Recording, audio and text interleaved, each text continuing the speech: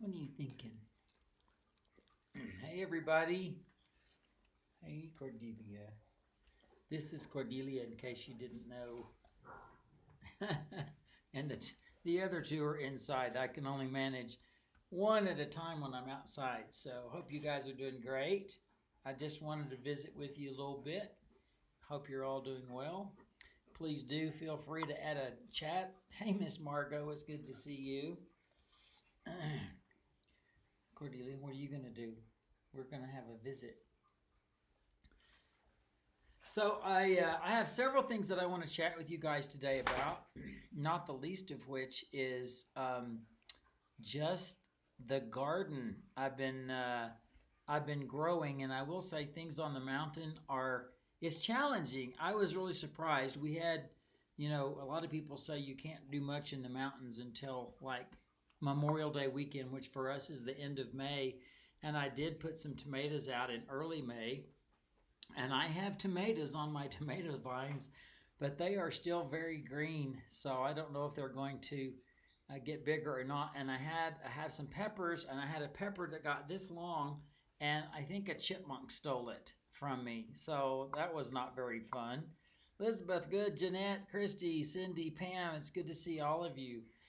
So I thought I'd share with you first. I want to share with you a little bit of a picture. This is my zucchini harvest.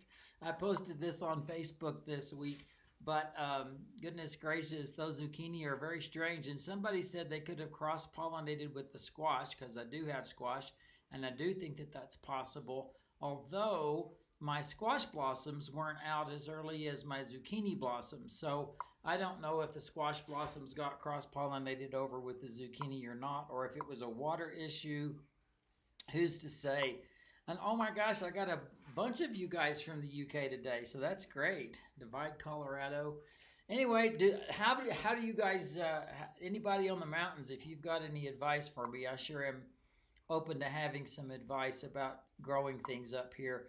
So I didn't do anything last year. Last year was crazy because of COVID, but the year before, which was my first year after the fire, and the first year I was actually living in the house in the summer where I could do a garden, I planted zucchini and squash, and they did pretty good. So I was pretty happy with the harvest that year. As a matter of fact, I couldn't keep up. And now when I look back on my plants I'm outside, so my garden's just off to the side there. When I look over at the squash, I have maybe 8 or 10 squash that are popping out, and the zucchini starting to come out. So I'm doing pretty good. I just hope I get tomatoes before the frost comes, because I really would hate to have worked so hard on them and then not have them work out.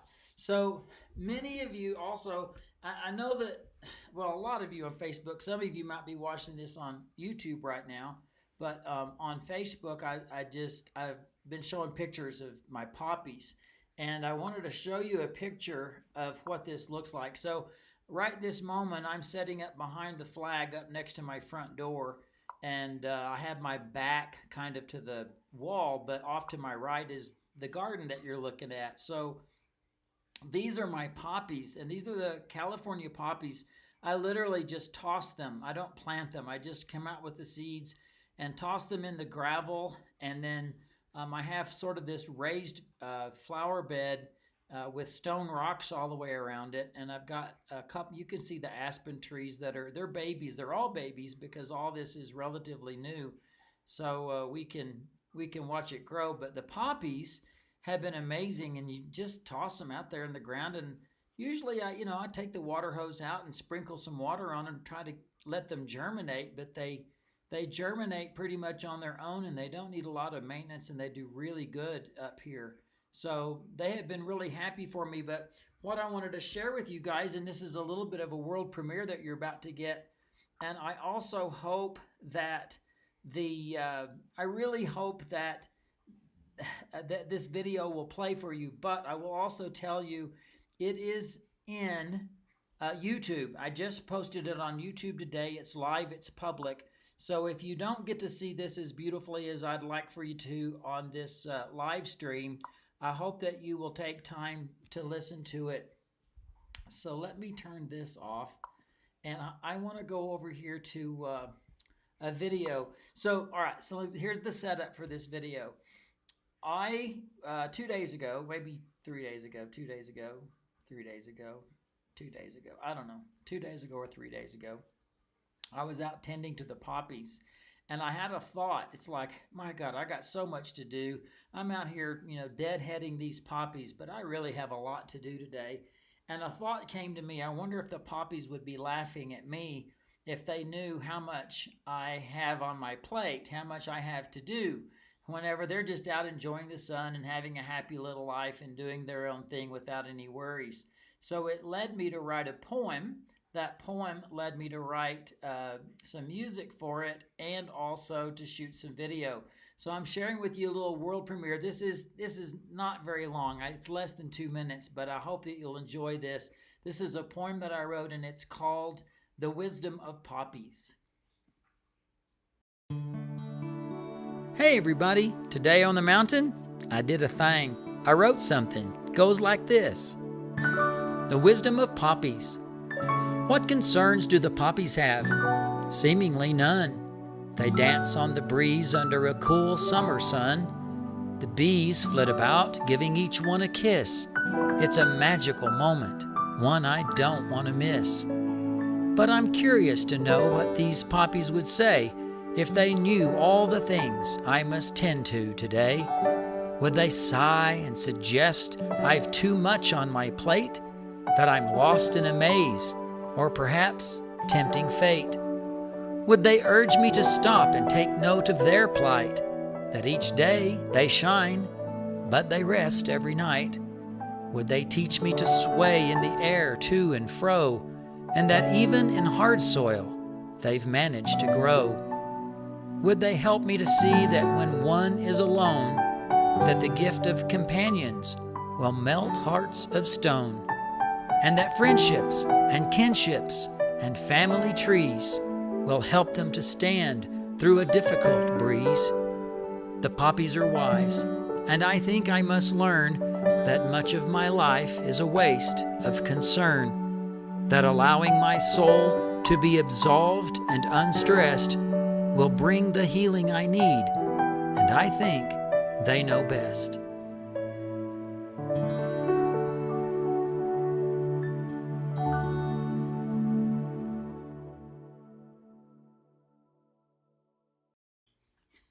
So there you go, my little meditative philosophical poem about the wisdom of poppies. I hope you enjoyed it, and if it didn't play very well, because I really am experimenting here, you can find it on YouTube.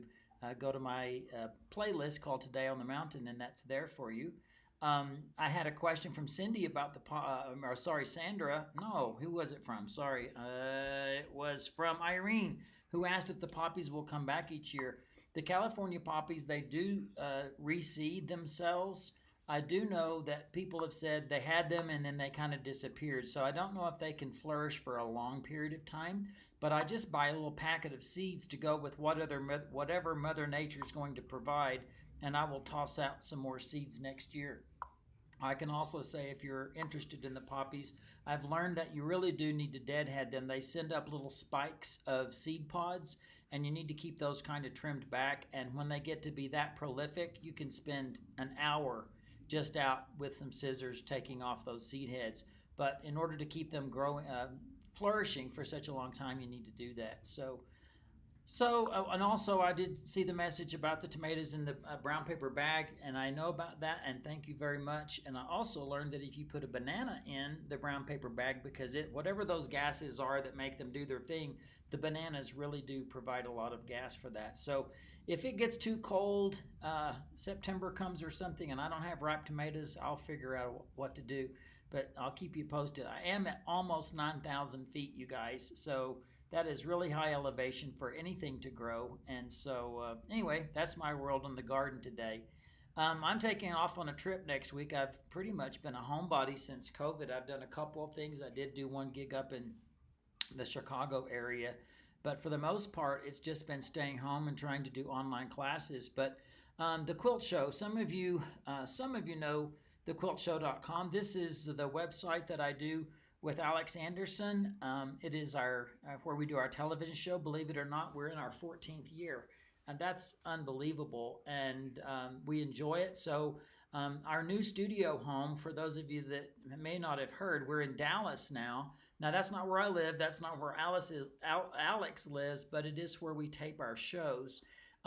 Because the studios in the Denver area closed down due to just lack of people aren't shooting in studios anymore. Studio work is few and far between, it seems. There's so much reality TV going on that doesn't need a studio. So it's been challenging, but we love being in the Dallas area, and I will be there taping new shows starting next week sometime, and we will shoot another, I think we're shooting 10 new shows over the course of the time that we're there.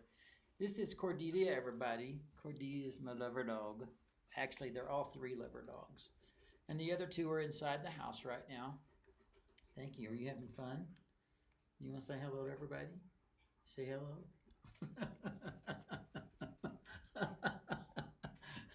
Cordelia, you're such a good dog. I know that there's some wonderful specials going on at thequiltshow.com. Let's encourage you to become a member of thequiltshow.com. Of course, there's a subscription, but we've got 2 block of the months going right now, and so offering for that. So if you get in on this year, you get this block of the month. But oh goodness gracious, I think something's starting to break here. I don't know all the details, but go to thequiltshow.com and see what's available, because we'd love for you to be there. So. So the next thing I wanted to talk about is I wanted to talk about books. You know, I do like to read.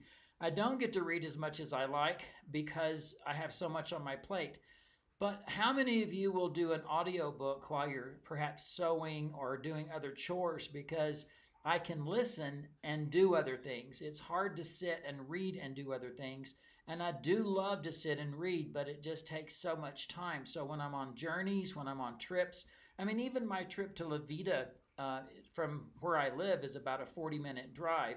So if you think about that, that's an hour and 20 minutes of a book that I can listen to while I'm driving, but I can't stop and read it. So I really do like to multitask. And oh, it's Steve. Hey, Steve, how you doing? I'm expecting you to come up for supper tonight. So it's good to see you on my live. I'll just mention the hello from a fellow named Steve. Steve and his wife are my neighbors. They live about 4 miles as the crow flies from where I am. And so we have a little bit of a neighborhood watch group, and Steve has been keeping an eye on my place, and it's nice to know that I have good neighbors nearby. Anyway, I was talking about the books and the audiobooks, and it made me just think, and I don't know how quickly you guys can pop out your favorite book, but before I tell you what my favorite all-time book is, can you just start popping out yours? Tell me what your favorite book is. I mean, if you have to hesitate, I'm not sure that it's your favorite. So I'm anxious to see what your favorite book is. Now, I will say this, while you're thinking and putting your answers in, I think there's a difference between a really, really great book with great writing and a great story and just a really good story. There are a lot of books that I really like the story to, but I may not think that they're the most wonderful literary thing ever written. But this particular book that I'm going to announce, I like the story and the writing and just everything about it. It's very unique, and I'm anxious to see. Pilgrim at Tinker Creek is one. Jonathan Stanford's The Prey series. I'm not familiar with that. Gone with the Wind. You know, I have to tell you, Lynn, I have never read it. I did see the movie, but I did not read that book. So that's an injustice for me. Water for Elephants, that was a good book. Wild by Cheryl Strait. I don't know that book, Beth, thanks. This is going to be giving me a really good reading list. The Gabriel Allon series. My favorite book is The Hobbit. It makes me feel calm. Carol, I love The Hobbit. It is certainly among the top books of my favorites, and I have my little forest that's just right next to my driveway here is called Mirkwood, and being a Hobbit fan, you know that Mirkwood is the name of the forest in The Hobbit. So The Hobbit makes me feel calm. You're saying you love the book, but I didn't see what book. And then there's Tortilla Curtain by T.C. Boyle. I have never heard of that, so that's very interesting. You guys with your most favorite books, and some of them are, I'm going to say, obscure for me. Sandra just read The Silent Patient, and that didn't tell me if that was your favorite book of all time, but it is nice to see that you liked it. So I guess I probably should spill the beans. You're going to think it's very cliche when I tell you this. Um, does anybody want to guess? You want to guess what my favorite book is before I tell you? Wild is the true story of the author's solo hike up Pacific Crest. I love stories like that, Beth. I saw the one that was Bill doing the Appalachian Trail. I can't remember that now. Suddenly doesn't come to my brain. Fledgling by Sharon Lee and Steve Miller. I'm just seeing if anybody's guessing about what my favorite book might be. I've already told you it's going to be cliche. You're all going to know it. You're every single one of you. And Jeanette, my book, Lizzy Albright. Of course I love Lizzy Albright, but I'm not going to put myself up there with all the other literary greats at this time, although I really, really do love it. Jonathan Livingston Seagull, that's not a bad guess. Not a bad guess. Bill Bryson, thank you, Elizabeth. That's what I was looking for. Walk in the Woods. That's it. Well, Walk in the Woods with Bill Bryson. That was a really fun book for me. But it's just a good, entertaining book. I'm not going to call it my favorite of all time. I loved it. All right, here I go. You're all going to be, well, I love Pillars of the Earth. I loved it. Think that's maybe in my top 10 or 15 for sure. Well, I'm going to tell you, you got it, Debbie. Debbie just popped it in. I don't know where you're watching, Debbie, but yes, To Kill a Mockingbird, which is, when I did a research yesterday, I said, I wonder what the number one top fiction novel is, and To Kill a Mockingbird was number one, and it is my favorite book. I absolutely love To Kill a Mockingbird. I like it from the point of view that it was written from Scout. I love the narrative. I connect with the way it's written. It's endearing in so many ways, and it's a book about serious subject matter. We're dealing with the times of segregation in the 60s. Atticus is, of course, going to defend a person of color and all of that. It's just an amazing book on so many levels. And I love it. I just love the writing. I will tell you that maybe not my second favorite book, but it is a book that I just could not put down. And I not only did the book, I then listened to the audio book, and then of course I watched the movie, was Catherine Stockett's The Help. I loved The Help. I thought it was genius. I don't know any other book that is quite like it. And it had humor, but it had a lot of interesting things from a time that felt like the time I was growing up, but I was a 9-year-old. So anyway, To Kill a Mockingbird. So there you go. There's my favorite book, and that brings me, of course, to Lizzy Albright. I want to let you guys know that Lizzy Albright is now available on audiobook. And so if you have not bought the book because you don't have time to read, and it is available as well on iBooks and Amazon Books and Kindle and all of that. The audiobook was just released this month. And so Kat Bowser, my co-author, is reading it. You will find that she did an amazing job. There are so many characters and so many voices, and she just nailed it. And so I would encourage you to get a copy of that. It is available on Audible, Amazon, all of that. So if you're an audiobook person, Lizzy Albright is available for you, and I'm pretty excited about that. So Lynn loved The Help as well. Grapes of Wrath, Gloria, that's up there probably in my top 10. I'm glad you brought that one up. I think The Grapes of Wrath, that final scene, I will start weeping. The final scene where Rose of Sharon is actually trying to nurse a man to health is one of the most powerful scenes in any book I've ever read. So yeah, The Grapes of Wrath is right up there for me. It's beautifully written, and it's a vignette of a really difficult time, a time before I was here, but a time that I have learned a lot about through history. So anybody, thank you for joining that. I want to talk about these guys, okay?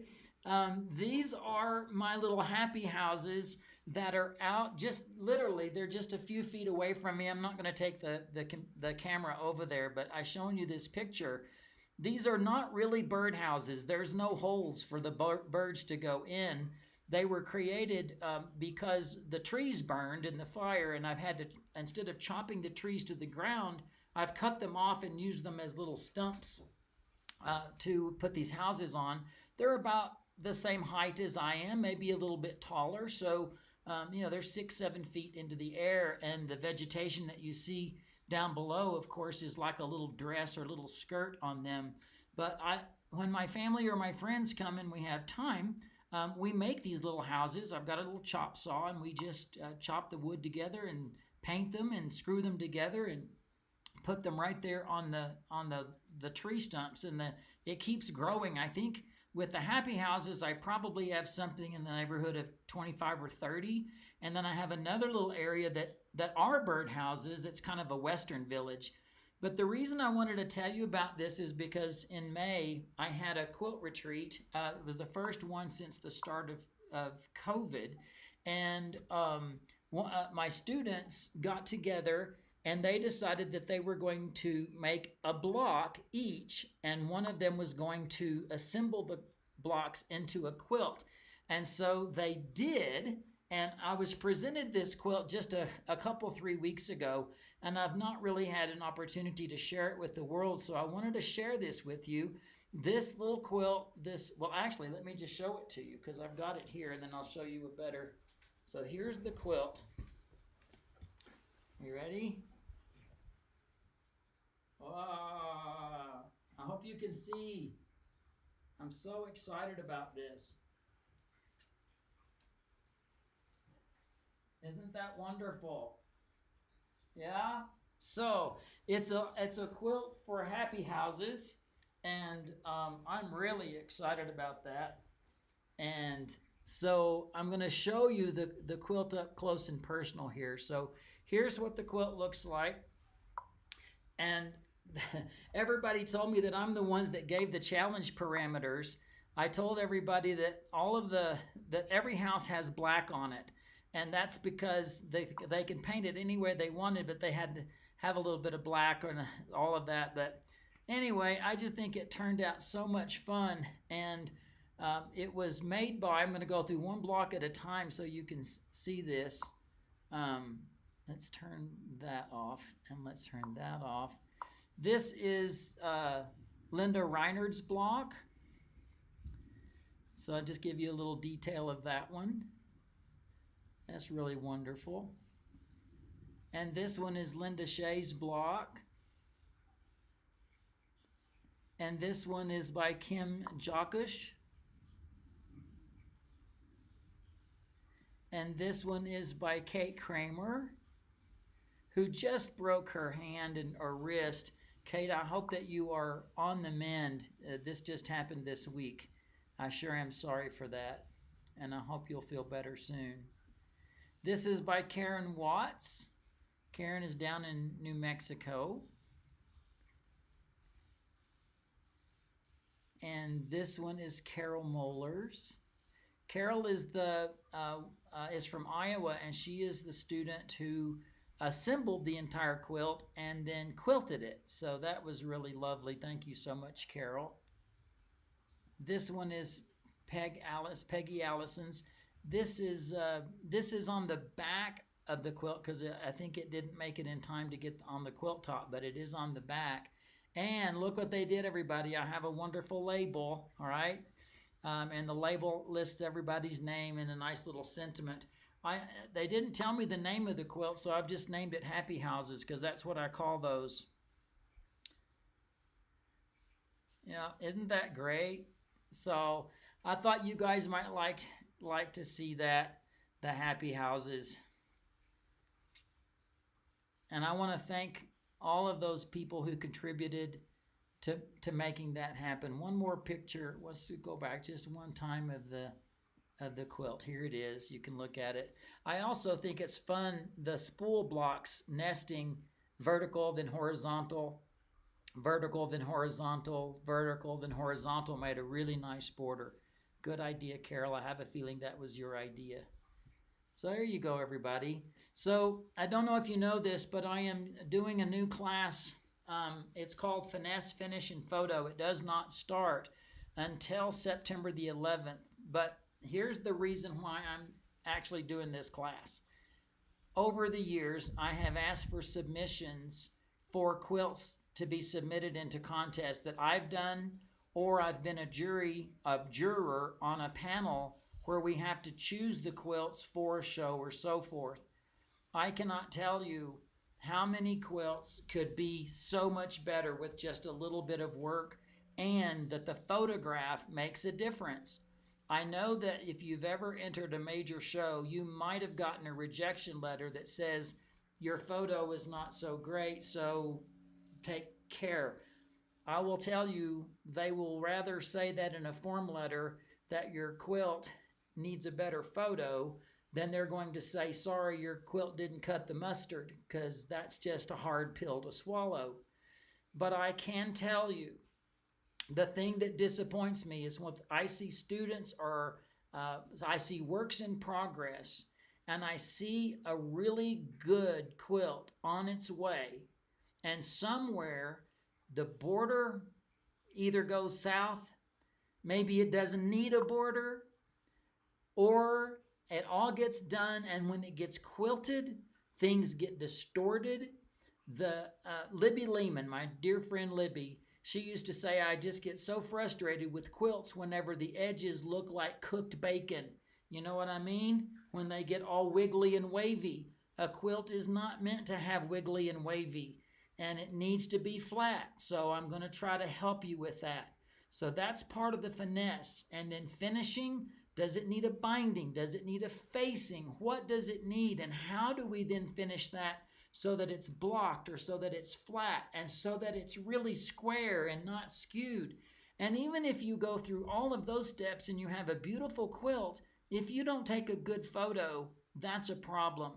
This class is going to be like a miniature private quilt retreat. I'm not going to talk to you one-on-one, but you're going to post your progress. All of you will. Everybody will see everybody's progress. I will comment. So whatever I'm critiquing for everybody, everybody sees everybody's critiques. And I am not going to be soft-handed. I'm not going to be mean, because that's not my goal. My goal is to make you up your game, to push you to the next level. So if you are interested in that, please, please, please go to letsquilttogether.com, and that's where you can find this class. Letsquilttogether.com. Read about it. I think there's 8 sessions. They will last about an hour. And while I'm doing that live, you do not have to be there for that live session, because I will record it and then I will post it in the class. So it doesn't matter where in the world you live. If you want to take this class, then you can take it. And then you post your pictures and I just add comments. It's an easy format. This is my beta class, so I am offering it 50% off. But that is $169, and you get personal interaction from me. So I'm excited about that. You guys go to letsquilttogether.com if you would be interested in that. I know that's a little bit of a commercial for you today, but at the same time, I'm excited about this class, and I really want you to join me on doing that. Some of you have never taken my virtual quilt luminarium class. This is 3 days, 11 and a half hours. The next one is in September 2, 3, and 4. And also you can sign up for the standard, but if you want to keep these videos forever and ever, it's 11 and a half hours of lectures that I did, all over the country. I put this into a virtual format. This is like university for quilters. This is not like finished, fat photo, whatever. This is a full fat class of lectures.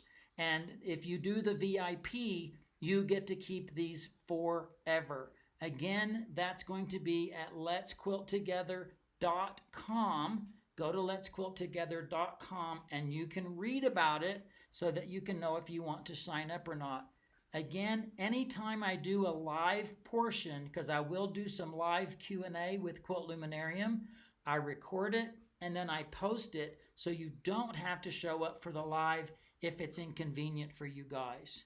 And another little announcement, I'm doubtful that many of you will be interested in this, but at the end of September in La Veta, Colorado, I'm doing a 3-day photo summit, and I still have a few spaces open for this. If you want to know about that, go to photoclassforyou.com, and I do not have a graphic of that, but PHOTO, photoclass4, FOURU.com, photoclassforyou.com, and you can read about that. I have had such, Christy, thank you for the plug about Quilt Luminarium, worth every penny, and you can't recommend it. I really, really hope that you'll do that, you guys. The Quilt Luminarium is something that I think that you will refer to over and over and over again. It comes with a PDF of a 134-page syllabus that you can also purchase and have a hard copy, but it is a fat class that includes just about everything in my head, from design to creation to improvisational patchwork, precision no pins, curved quilting techniques, 11 cool things every quilter should know, how to dye fabric. It is a huge, huge course. So I would encourage you to sign up for that if you've not done that before. I don't know what that is, but I'm going to look and see, because I might be getting a... Yeah, I don't have the link for the photo class, which is photoclassforyou.com, but the Luminarium and the photo finish class is, once again, it is at the letsquilttogether.com. Letsquilttogether.com. You know what I can do just to make sure this is here? www.photoclassforyou.com. Look at me. There it is, photoclassforyou.com, right in the middle of the screen there. So that's where that is. Photoclassforyou.com is where I do the photo summit. Okay, you guys. I also, in the bottom corner down there, if you'll check it out, I have a newsletter sign up. If you're not on my newsletter, I at least do one a week, and I would love to be able to stay in touch with you. The last thing I want to share with you today, I just wanted to have like a 30-minute visit. But I'm gonna leave you with something from my new album. My new album is called Alone with My Thoughts, and it is a contemplative, meditative album. I know a lot of people that are finding a lot of peace from this. You can purchase this at my website, which is rickytims.com, but you can also find it if you're a digital person on all streaming mediums. You can get it on Spotify, you can download it from iTunes, you can get it on Amazon. But I'm going to leave you today. If there's any comments, I'm going to just look and see if there's any comments at all from anybody, any questions that you want to ask me, because I've been blabbing and I haven't been able to look, but I'm just looking to see if there's any questions. Let's have a little open forum for 2 minutes. How about that? You guys, honestly, you have no idea how much you mean to me. And I'm out here on the mountain, with me and Cordelia. Come here, Cordelia. Let's say hello to everybody again. Me and Cordelia and the other 2 pups. And it is really nice to be able to connect with you. Really, really nice. Thank you. Thank you.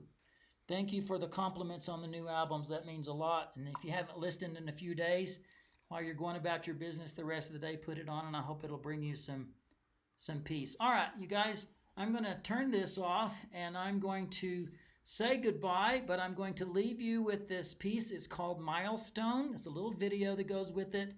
I won't be back afterwards, but I hope that you'll take time to watch.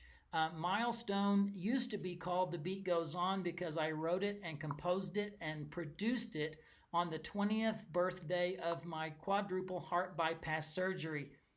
So on April the 24th of 2020, I'm in lockdown like everybody else, and I composed this.